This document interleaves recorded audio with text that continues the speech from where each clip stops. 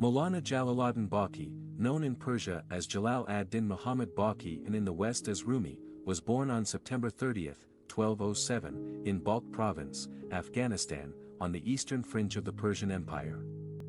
A lengthy line of Islamic jurists, theologians, and mystics preceded Rumi, including his father, referred to by Rumi's devotees as the Sultan of the Scholars.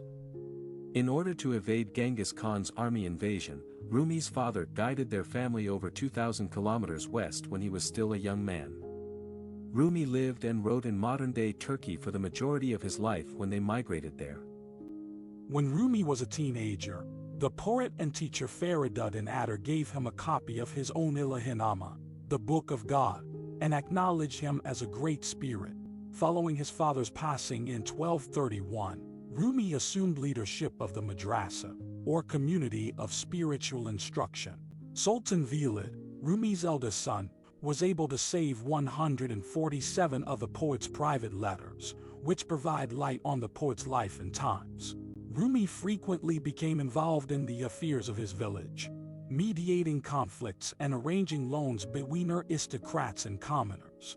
Lines of poetry are said to be strewn throughout the letters. Rumi got to know Shams Tabriz in 1244. He had vowed to live in abject poverty. Rumi felt that his true poetry started when he met Shams, and their encounter is regarded as a pivotal moment in his life.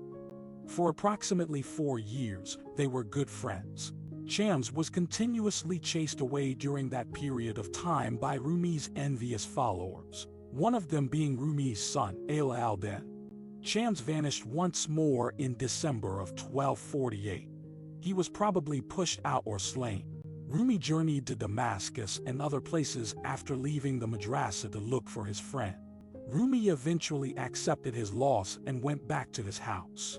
In the aftermath of his friend's death, Rumi composed almost 40,000 lyric verses, encompassing odes, quatrains, eulogies, and other forms of Eastern Islamic poetry. Divani Shamsi Tabrizi, also known as the Works of Shams Tabriz, is the collection that resulted and is regarded as one of Rumi's greatest works as well as one of the best pieces of Persian literature. Coleman Barks states that Rumi is one of the great souls and one of the great spiritual teachers in the preface to his translation of the Shams. He displays our magnificence. He wants for us to awaken and become more alive. He desires that we recognize our own beauty in the mirror and in one another. Beginning in 1262 and continuing for the next 12 years, Rumi dictated a single, 6-volume poem to his scribe, Husam Kelebi.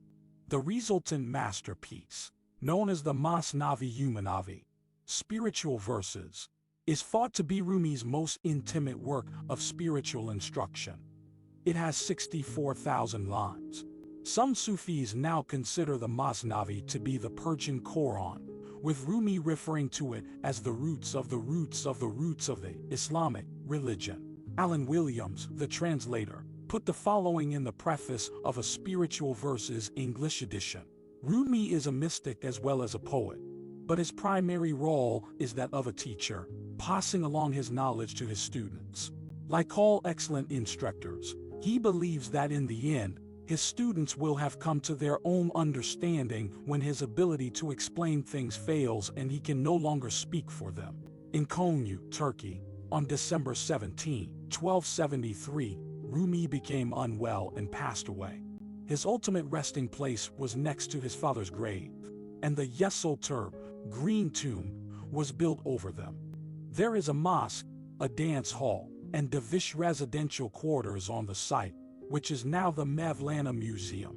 Each month, thousands of people of various religions pay homage to the poet with fabled spiritual insight by visiting his tomb. What do you think about Rumi's personality? Did his poetry and teachings ever inspire you to change your life? Tell us in the comments.